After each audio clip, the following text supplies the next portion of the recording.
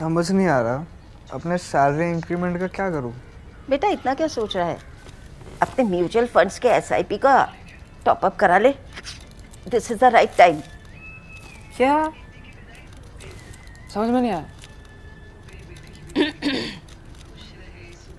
बेटा इतना क्या सोच रहा है, अपने म्यूचुअल फंड्स का एसआईपी टॉपअप करा ले। This is the right time. अब समझा।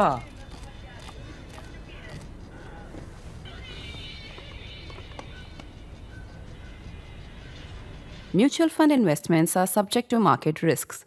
Read all scheme related documents carefully.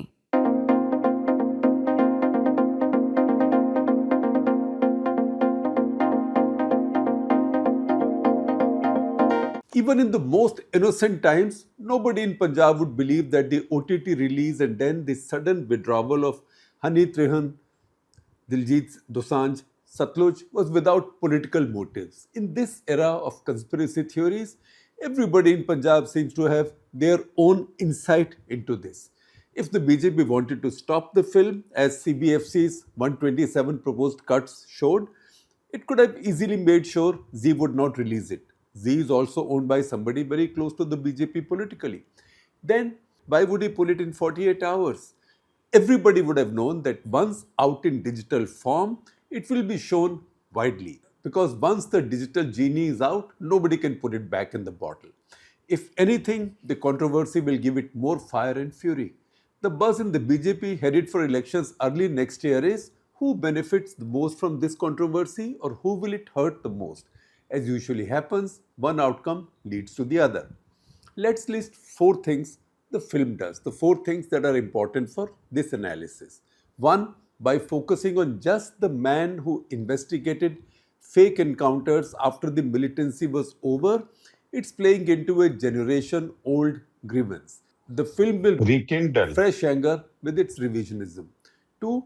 In a hardly subtle way, there is heroism bestowed upon the militants. Watch the way the 31st August 1995 human bomb assassination of Chief Minister Beant Singh is portrayed. In the background plays the foremost and the most rousing sick verse of martyrdom in battle. 3. While it is bound to anger many younger Sikhs with no lived experience of the decade of terror, those particularly affected will be Jats or Jats in Punjab as they are called, especially among the more religious and conservative sections. A critical mass of them, in terms of a percentage of overall demographics or voter base, live in Punjab's border districts and traditional strongholds of the Shiromani Akali Dal. And point 4, that overtly the film is so apolitical as to be anodyne. It does not say anything, blame anybody, no Congress, no BJP, no Akali Dal. It's as apolitical as to be anodyne. It's as if this was a private war between the militants and the police. We only know the demographic it is bound to trigger the most. They are the relatively conservative sections of Jat Sikhs, especially in rural constituencies. Where might their vote go as a result? The Shiromani Akali Dal, SAD, which has traditionally owned this vote, has been on the ropes already. In the 2024 Lok Sabha elections, it lost the Taran/Khadur Sahib seats. It was called Taran earlier, now it's Khadur Sahib. That constituency to a jailed radical Amritpal Singh by a huge margin. The radicals got one more seat in that election, Faridkot. That was won by Sarabjit Singh Khalsa, the son of Delhi cop Beant Singh, who was one of Indira Gandhi's 2 assassins. This mass of voters was already angry, disaffected from their mainstream politicians and especially the Akalis. That's why they voted for Amritpal and Sarabjit. It is unlikely that the same voter, further angered by the film Satluj, will now return to the Akali Dal. They are even more likely to stay with the radicals, and because this conservative mass will almost definitely not go to the Congress or AAP, there is only one party that benefits. See it like this. Power in Punjab has rotated among 3 entrenched political forces. The Congress, Akali Dal and AAP. AAP is a party in power come lately. The radicals are the 4th factor if limited. Why are they limited? Because even to be a coalition partner, the radicals will need the Akalis to win a third of the seats, which is an improbability in Punjab today. Now, with their believers' vote split, the Akalis can be driven to further marginalization. AAP, meanwhile, has to deal with anti-incumbency and relentless attacks on it from the Sikh clergy. The Congress is fighting with itself as usual. In this melee, if the Hindu vote consolidates, only the BJP benefits. See Punjab politics through its demographics. Contrary to folklore, Punjab is not a Sikh state. The Sikhs at 58% are a strong majority, but Hindus at 40% are significant. If the Sikh vote fractionalizes, gets divided multiple ways, and the Hindus come together, the state could take an unimagined turn. We can cut and dice this further. Of the Sikhs, about 60% are Jats, say about one-fourth of the state's overall population. They form the bulk of the Akali, radical and anti-Congress vote. If more of it shifts to the radicals, it decimates Shiromani Akali Dal and normally could have benefited AAP or the Congress party. The BJP only wants to consolidate the Hindus as in West Bengal and Assam. If they get 70% of the Hindu vote, they are in business in what will then become a five-way split. Five-way means AAP, Congress, Akali Dal, the radicals and the BJP, the five ways. A relatively underappreciated factor in Punjab is the Dalit vote. It is widely and quite reliably estimated at 33%, the highest in the country. These Dalits include Sikhs and the Hindu. There are more Sikhs than Hindus among them.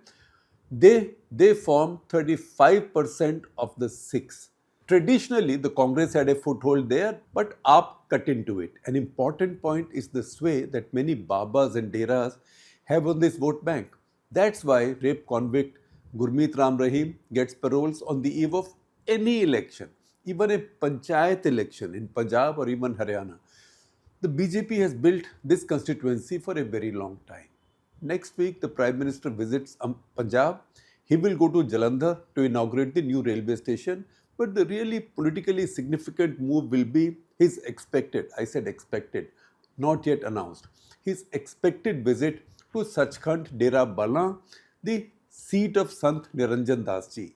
He is the spiritual leader of the Ravidasiya Dalit community. We do not know the split, but the larger community of what will be described as Jatavs in the Hindi heartland constitutes just about half of all Dalits in Punjab. In this year's Republic Day list of honors, Sant Niranjan featured with a Padma Shri in electoral politics, electoral arithmetic. 2 and 2 like this sometimes adds up to 6, not just 4 but 6. Not long ago, Sant Niranjan also floated a new faith, Ravidasya, that is for his followers from his caste. That is significant. Next step is electoral data. After the break of the old alliance with Shiromani Akali Dal over farm bills, the BJP decided to go it alone in Punjab.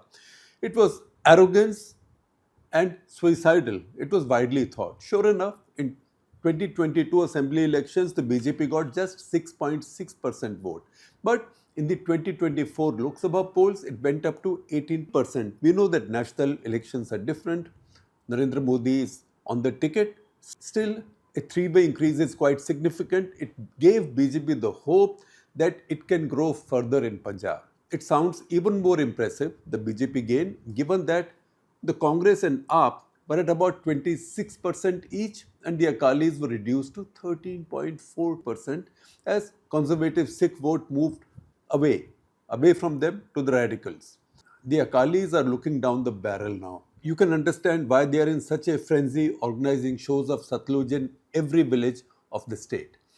The BJP is hoping if they can go up to 30% vote and max out in the 55 constituencies where Hindus have significant presence and have the Deras deliver the Dalits, they can be the largest party or at least the second largest party. Looks like simple enough arithmetic, and to that extent, the BJP might see the risk of a fresh wave of radicalization worth its while. For sure, it would believe it will be able to put it down quickly, and so what if another Satluj-like film is made 30 years later? We need to note that while the Akalis are celebrating Satluj and others are quiet, it's only the BJP's Ravneet Singh Bittu who's attacking it. And he's attacking it quite ferociously. You might credit this on his being Beyan Singh's grandson. But If you think any BJP leader goes out on a limb without the party's approval, you must be naive. Nobody can be sure, but this would look like the most logical explanation for this dramatic Satluj release and withdrawal on Z5. It's just that Punjab's voters can also surprise us. The Satluj protagonist, Jaswant Singh Khalada's wife, contested for Lok Sabha from Khadur Sahab or Tarantaran twice.